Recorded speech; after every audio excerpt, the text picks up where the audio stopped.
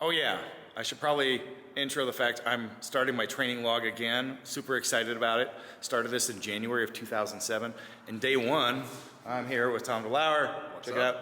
Got anything to say? We had a good workout? We did have a good workout. He crushed me as it relates to push-ups, shoulders, and pull-ups. Mightily embarrassed. I was put to shame. So, yeah. But we learned a few things on deadlift too. Yeah, you got me on everything else, man.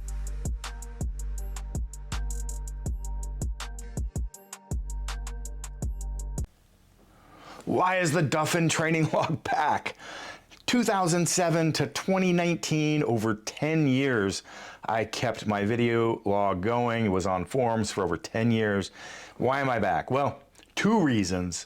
First one, they're both tied together, is accountability for myself. At the end of the day, my training has been a shit show this year because my life has been a shit show. I'd love to throw excuses, but ever since my mother went into the hospital in January and then eventually died earlier this year, there's been a series of family tragedies, lost many family members. Don't need to go into the depths. Those that follow me probably know that I also lost my business, or one of those, this year. And so, yeah, it's been a little bit of a shit show, but I'm happy, I'm excited. I've got good stuff, amazing stuff going, which does tie into the second piece of this. But big thing here is I'm just excited to get back to logging my training. I've got a long ways to go because I have not been consistent with it. And I do have some pretty major goals. One of those, which I'll go into more depth, it does involve potentially a Guinness record again. Maybe not for lifting heavy things, but we'll get more into that in coming bits. So I'm going to try to do more green screen with these so as not to bore you with a bunch of talking up front like I'm doing right now. But the second one is also to showcase this, well, it's over 10 years worth of work and over a year worth of dedicated work developing the Lift Lab app, which is absolutely incredible. You'll hear more about it. Just check out the training. Hopefully I won't bore you too much over the next few months as I kind of rebuild and show what I'm capable of. Oh, yeah, goals in life, a little bit different. I'm approaching 50. It's about longevity, feeling good. This log is different than chasing 1,000-pound goals, things of that. I did mention a big record, but like I said, it will be different. My life has changed a lot ever since I started logging my program because I've been doing it a long freaking time. I came in a few hours early to podcast with Tom so that we could do some training together. Tom does blood flow restriction training like myself. This is something that we're doing to stimulate growth factor release through the entire body. Our bands may be on your arms, but that restriction of venous flow triggers a lot of events that lead to a lot of hypertrophy, growth, recovery factors being released within the body. And in talking, Tom likes doing it similar ways that I do. Instead of these very regimented sets, structures, is to do this in giant sets and really going off of feel, because that at the end of the day is really what you're trying to do, is get into a deeper state of fatigue much sooner. Tom did a great video on this, and so we did a couple giant sets. We're doing pull-ups and push-ups there, then we did biceps and triceps and shoulders, and this here is us just doing some shoulder pressing that Tom wanted to do. I suck at shoulder pressing due to my limited elbow range of motion, which you also saw in the pull-ups. And we're playing around with the Lift Lab app. Tom was getting some exposure to that and seeing how it could actually call out and tell you exactly what your next sets and reps and weights should be. So that was, yeah, just gaining some experience there. These I really, really suck at. Tom just absolutely crushed me when it came to training with these. But I had a great day.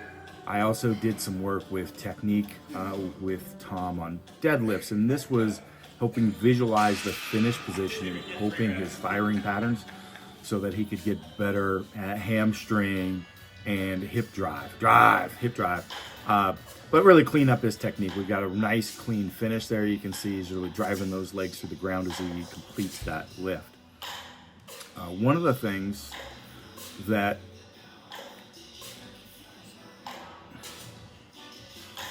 just watching him finish this up. All right. Nice deadlift drop there. So this is one of the things I've been doing several times a week is hill sprint. So this is 150 yards hill sprint. And I'll typically do a bunch of 75-yard sprints to start out. And then I'll go with 1 or 2 of these 150. They really crush me. So I don't, I don't do a bunch of those. I know I should maybe be capable of doing multiples, but yeah, enjoying that quite a bit. It is actually had a pretty positive impact on my heart rate variability and my resting heart rate, which have been tremendously helpful with. And then during the week this week, we had a lot of filming to do. So a number of my workouts I didn't track as much because it was just a lot of repeating the same things over and over to get footage. But I did a video here, which I Only the people following my YouTube for years are going to recognize this, but this is how I built 700-pound RDLs for 10 plus reps, 800-pound RDLs, 1,000-pound deadlifts. One of my secret exercises that I never did a video on until now. So this is just really going to work that lockout so you can get spend some time in that stretch position and then pull it up. And you've got to keep the torso stacked over those hips and pull it back up over the top, but it's just going to slow down and work the piss out of it. Now, it's hard on the setup. The barbell, it's on the back of the foot. If I was doing dumbbells, I could probably go mid-foot. Then I'm going to bend all the way over here, deep squat position, and put it over your neck. Try to get it down low. This green band works really well for me. That's usually what I use. Go too big of a band, it'll be up your neck. Boom, stand up.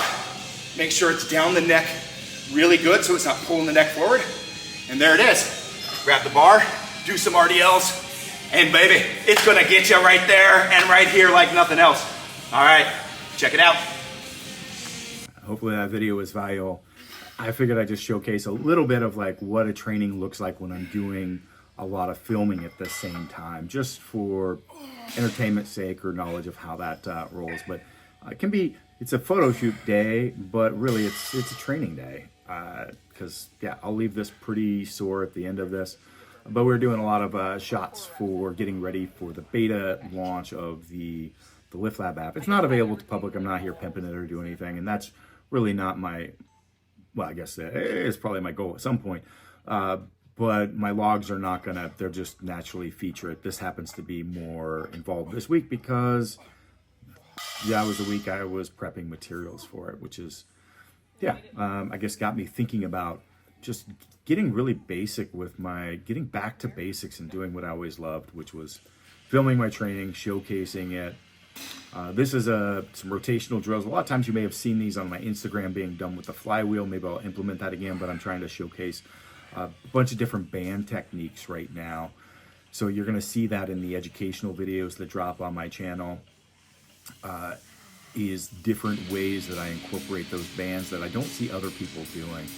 And now you can see where my strength is really off. I was running late on the workout here, so I didn't have time to switch into shorts. So just got my